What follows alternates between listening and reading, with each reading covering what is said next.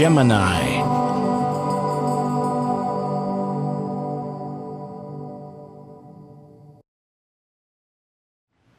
Hello everyone, it's great to see you, and the channel here is new, so I'm going to have to ask you to resubscribe so I can get these videos to your inbox.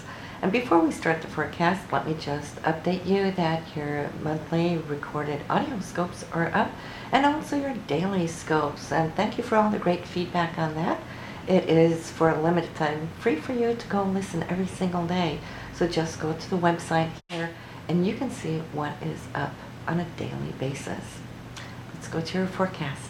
Hello Gemini, this is your November forecast for 2013, and this month, well, you're shifting from a very busy month of fun, leisure activities, doing a lot of things with your children here in October, new things that came in for them on their new path. Well, a lot of support went there, and also you, like I said, taking time off to do some of those things that you love to do when you have the time. Well, now it's all back to working. It's back to putting your nose to the grindstone. And I see how you're going to be streamlining this month, how you can be more efficient in your day-to-day activities, how you can become more efficient in the space, both at work, in your career, and that at home, kind of like so things don't collide. And that's a good thing, especially now when we have the new moon on the 3rd. Where intention should be that as I clear up my clutter and streamline my time, I'm going to keep on this track in the months to come. Why? Because it will take away all that stolen time that elsewise goes, you know, just along the roadside when things get a little too bumpy. Now, you also have Mercury retrograde, and it is also in the 6th house for looking at your daily routines. It also will help you focus a little bit more on your health, Gemini, how you can tweak it, improve it, what minerals are good. Maybe some of you are reminding yourself to get back on the schedule, including a little room to go and work out. And so you'll see how that works for you, though. But that's pretty much November's message for you here in the 6th house. But then we have Venus. It has moved through your 7th house of committed relationships and your significant other. For those of you single, well, maybe you met somebody new here this month. Venus loves touring this area because it's all about the other. It's not about ourselves as much as the focus is on how you could give, how you can serve this other. And especially here last month, because the Sun and Mercury here was in your 5th house, also the house of love, well, and Venus up there in committed love, well, it must have been a real good month here, October, for you. Well, enjoy Venus as long as she's here, because she's going to be moving out of this area on the 5th when she moves into the sign of Capricorn, which for you will be the 8th house. And the 8th house, though, isn't bad because you can prolong this romance, because the 8th house is ruled by Scorpio. And Scorpio is intimacy. It's that deep bonding, feeling, merging, becoming one type of energy. So she will be doing good as she passes through there. It's also more focus from the 5th when Venus goes in here to be more point specific, looking at your not as much as your daily income as it is money that you have jointly with somebody else, maybe with a spouse. It could be looking over tax returns, looking over your bank accounts, or reassigning insurance policies, or trying to get an insurance claim through. Whatever that is for you. It's also commissions and royalties as well. But Venus here, it's not the worst planet to have in this area, because Venus is money and it is in a money house. So, you know, that can gel. And especially when Venus is going to conjunct Pluto here, that will be on the 14th. Really a day to mark on your calendar. If you're going to seek for a loan or a grant, for example, that rules under this house as well, that would be the day to do so. To put that forward, that request. Others of you might see that you might have a loan coming to you. If you've been looking for a mortgage, this could be the day that they will say yes to you, because this money coming here, and with Pluto, well, Pluto transforms, it renews, okay? So if you're looking to buy a house and you have this aspect, and plus, when I say buying a house, you have Mars now cruising through your fourth house area here, which rules property and investments. It rules your home and the essence of who you are. And it has this beautiful trine up here too. Both Venus and Pluto here on this date. So yeah, some of you will be moving, signing new contracts, new leases perhaps. So that's a great time on the 14th. We also have Mars energizing this area, which is the base and the root and the essence of who you are. Some of you might be using more time to kind of explore that, question your questions of this essence, and figuring out what the intentions for your goal is. Because see, it's cruising through the sign of Virgo, and Virgo is very analytical. So having Mars here, Mars is your drive, it's your ambitions, it's your goal, and putting that into the sign of Virgo, your mind may become very active, overactive at this time, trying to find that path, the perfect path, the path you want to be on for the long haul. So interesting time, great place to have Mars. It definitely is going to be clearing up a lot of those things around you that need to be cleared out. Some of you might see how you're going to be catching up on those things that need to be done around the house that you might have been procrastinating with. So it might all be about, you know, fixing something that was broken as well. We have a happy day here this month, and we love when the Sun is meeting up with Jupiter. It is going to do that by a trine on the 12th. The Sun is always symbolizing you. Specifically Jupiter being abundant and the giver of all. So you might see that this is going to be a very generous day for you on November 12th. Mark that on your calendar. It's a very lucky day as well.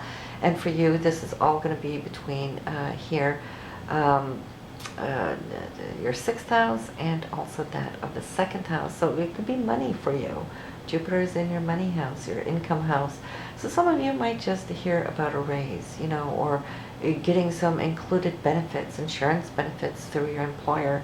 That is also something that you might see may expand and work into the 6th house that we were speaking about early on here in this forecast.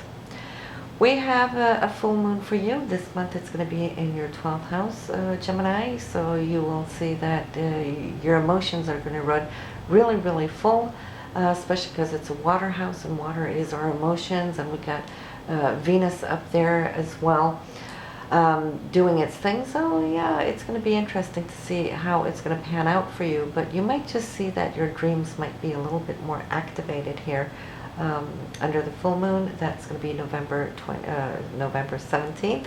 It'll be 25 degrees in Taurus for those of you who have any planets there at that degree. Now, I would like to say take advantage of Jupiter while you can, because Jupiter is going to go retrograde this month on the 8th. And as you know, Jupiter is the planet we love, because it's always looking out for us, our highest good. It's generous and abundant, and the giver of all good things. So it's going to shut down, go retrograde here for a few months. We're talking 4 or 5 months, so it's going to go way into winter before it's going to go direct again.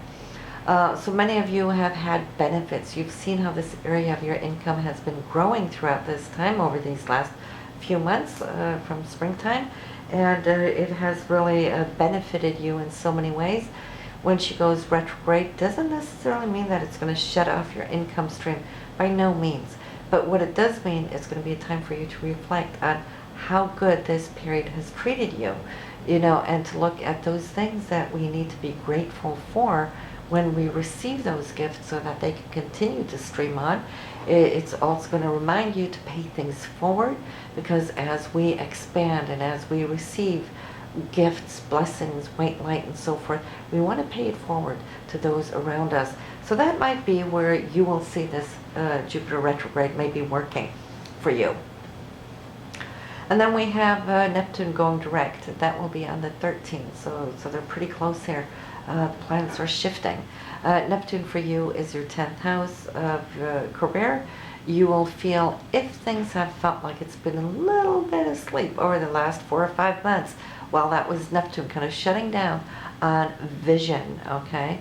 And that's what we always correlate when we think Neptune. It's dreams, inspiration, and in your 10th house, well, it's all about creativity because it is in the sign of Pisces. So you might have felt that something had dried up a little bit, but you'll see how this is going to come alive. Now, it always takes a little time, and especially when these planets are way out there, it takes time for them to kind of build up a little momentum to move forward when they've been moving that way. So give it a couple of weeks. But yes, it will turn direct on the 13th, and you will feel by the end of the month that she's starting to pick up a little bit speed, okay? Then we have a beautiful day here when Venus and Jupiter trine. So love, love, love, and romance here. Great day. Mark that on your calendar. I see this for you being a wonderful time to expand, enjoy, and the sun is going to be moving in to Sagittarius the very next day on the 21st. So we're seeing how the energy will change from being in that Scorpion, deeper, intense mode to something that's a little bit lighter, happy-go-lucky, and it's going to be moving into your 7th house of love and committed relationships. So you will see here that very last week of this month is going to open that up in you and in your partner as well, you know, and start radiating, beaming this from your heart chakra. So here, Gemini, it's a great month. I want you to listen to your moon sign and rising sign because that always gives you a little bit extra of what's going on, because the transits are the same for all of us, but what it does, it shifts your chart, so you will see where they fall into other areas that will affect you equally. I always get that question, you know, which chart is best to read or listen to? All of them is the answer because they all reflect various facets of who you are. So go listen to them, enjoy, and I will see you next month here, Gemini. Take care now. Okay, so let me walk you through how you're going to find your daily scopes and how to listen to them, download them. It's actually very simple. You go up here to the address bar and you type in zeitgeist.com. That is the home page. When it comes up, you go to your daily scopes right there, and you'll see you have your daily scopes right here. Now the ones that are activated, you will see that they are a little darker here in pink, and I add in as we go along. And these are free. It's a promotion until November 15th. So what you want to do, say you want to go to the 12th, well, you click on the 12th here on this page, and up comes here, and you will see on the right hand side the daily scopes right here, and you just go to your free download now. And you can check out other dates too if you want to go back in time, and if something special happened, well, go check that out, you know, and see what happened that day. But say you want to download here October 11th, you go to free download. It will take you right here. You put in your email address. I'll put mine here. You go submit, and here is your daily scope right here. It'll say download, and it will download directly to you. You open up with your default player. I have Windows Media Player. Click OK.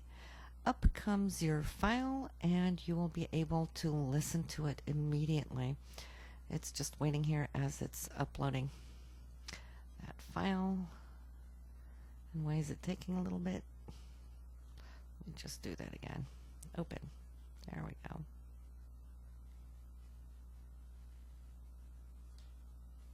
There's the file, and it will start playing here immediately.